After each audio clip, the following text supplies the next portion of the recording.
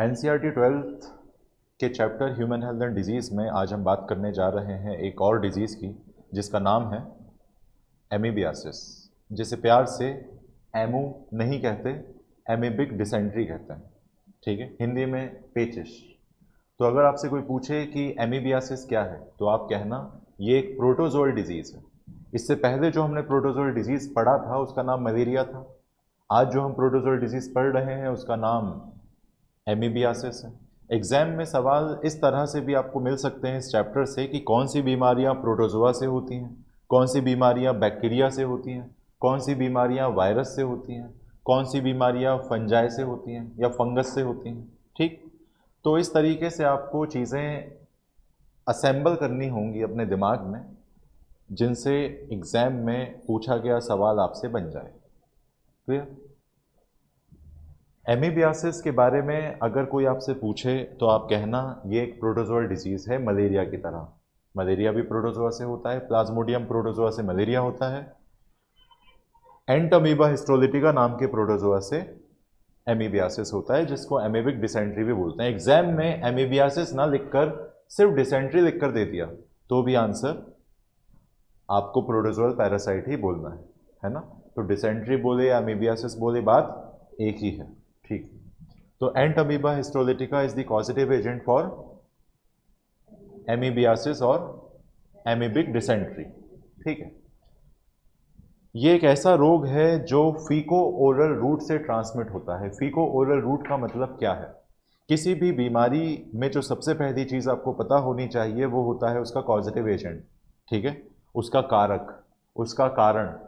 ठीक है, तो कारण कौन है एमीबियासिस का वो आपको पता है, एंटमीबा हिस्टोलाइटिका नाम का एक प्रोटोजोआ।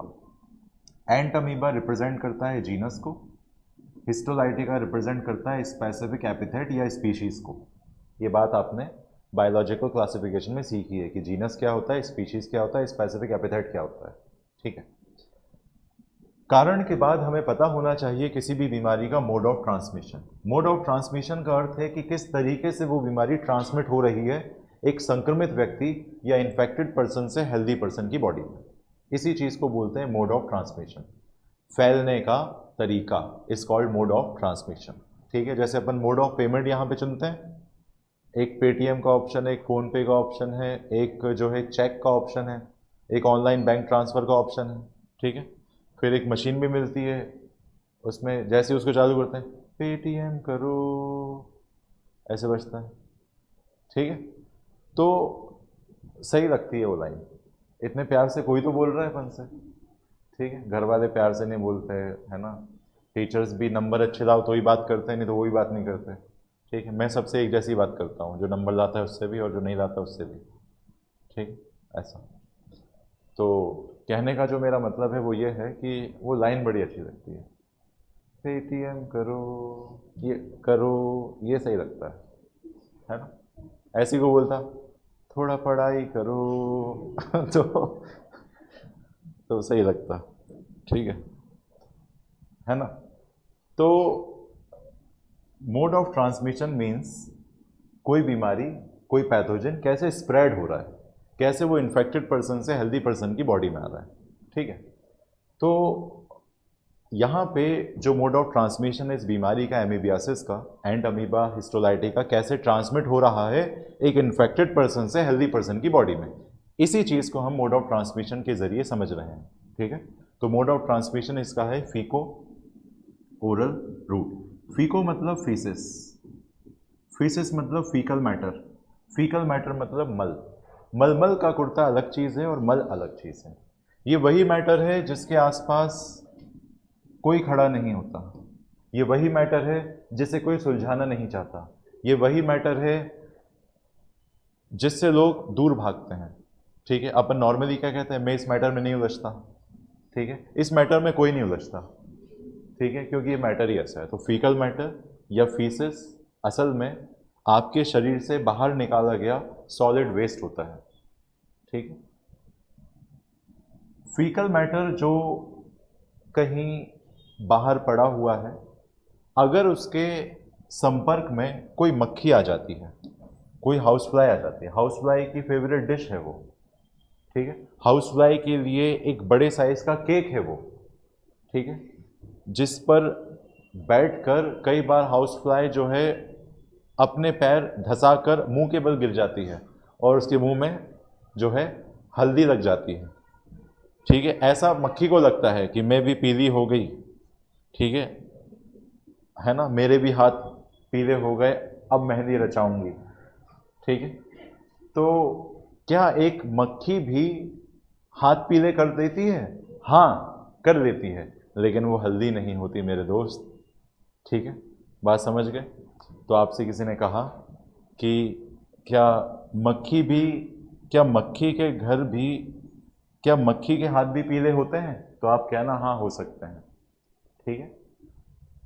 हाउस फ्लाई जब किसी फीकल मैटर पर बैठेगी, ठीक है, वहाँ पे सर्व करेगी या कंज्यूम करेगी वहाँ पे भिन्न भिन्न तरह के फ्लेवर्स, तो वो हाउस फ्लाई उड़कर वहाँ से किसी चाट की दुकान पर रखी हुई आलू टिकिया पे बैठ गई, किसी चाट की दुकान पर कपड़े से ढके हुए आलू के अंदर बैठ गई, ठीक, पहले से ही, कपड़ा तो बाद में ढका था, तो वो अपना हल्दी पूरी छोड़ चुकी है वहाँ पे, ठीक है ना, क्योंकि हल्दी वाले जब हाथ होते हैं तो जहाँ भी छू दो वो चीज़ पीली हो जाती है।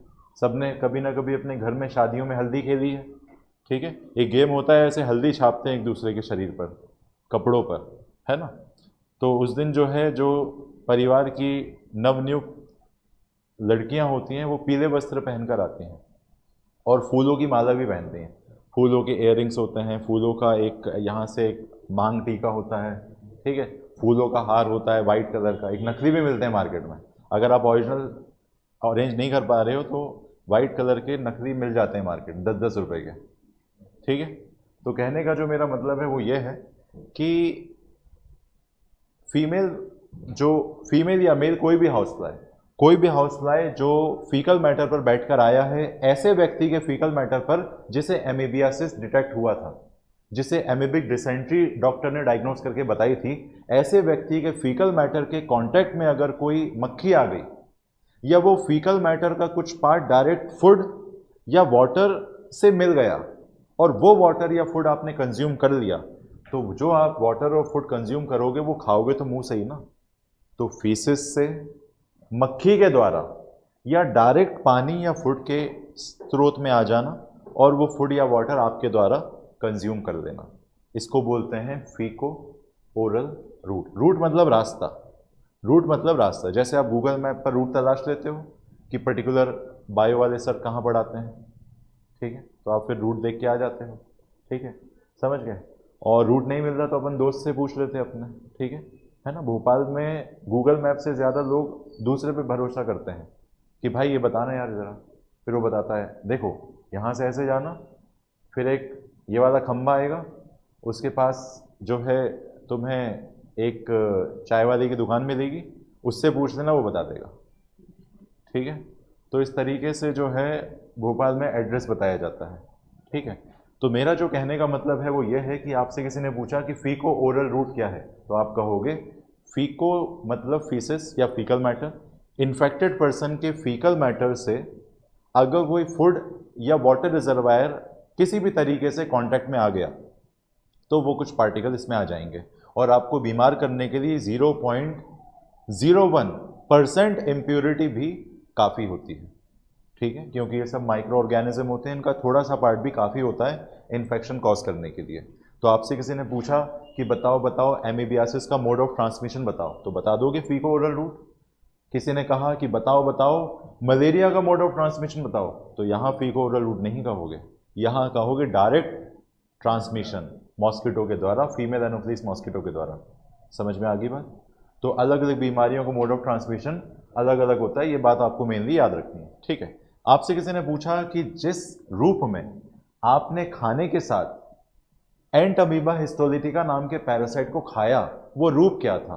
वो रूप इन्फेक्टेड सिस्ट था, इन्फेक्टिव सिस्ट था, इन्फेक्टिव सिस्ट था, संक्रमित सिस्ट था। सिस्ट मतलब कोई भी ऐसा स्ट्रक्चर जो कैप्सुलेटेड है, सिस्ट मतलब एक कैप्सूल लाइक स्ट्रक्चर जो किसी चीज़ को प्रोटेक्ट करने का काम कर रहा है, ठीक है, सिस्ट उसको कहते हैं, ठीक है। तो ये एंट अमीबा हिस्टोलाइटिका अपने आप को बचाने के लिए अपने ऊपर एक सुरक्षा कवच बना देता है। उस सुरक्षा कवच को हम सिस्टेशन, उस प्रोसेस को हम सिस्टेशन के नाम से भी जानते हैं, ठीक है, एक्सिस्टेशन, एनसिस्टेशन, ठीक है। तो आपसे किसी ने पूछा कि इन्फेक्टिव सिस्ट को अगर किसी भी तरीके से आपके द्वारा कंज्यूम किए जाने वाले फूड या वाटर के सोर्स में पहुंचा दिया गया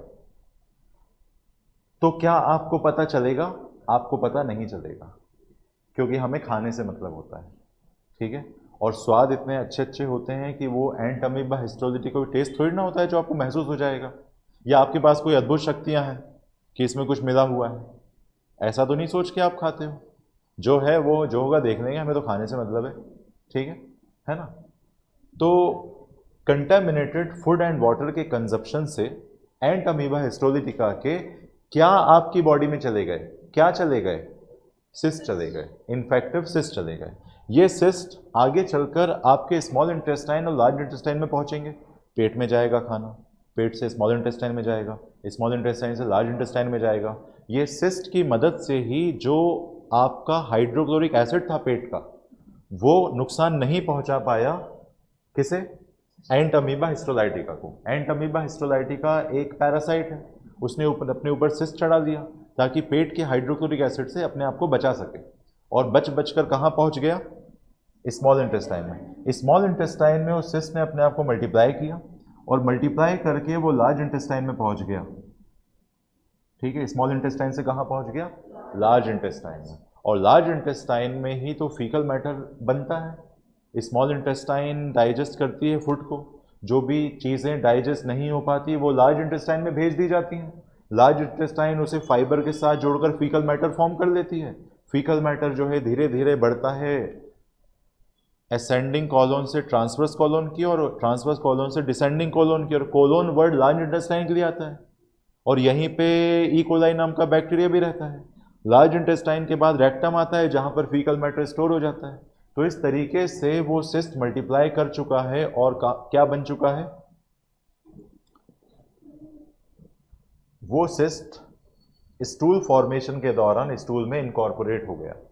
अब ये व्यक्ति जैसे ही फीकल मैटर पास करेगा, उस फीकल मैटर में वो पैरासाइट मौजूद रहेगा, और साथ ही साथ वो पैरासाइट पूरा बाहर ना आकर कुछ पैरासाइट बॉडी के अंदर ही है, लार्ज इंटेस्टाइन में ही है, और फीकल मैटर को खा रहा है।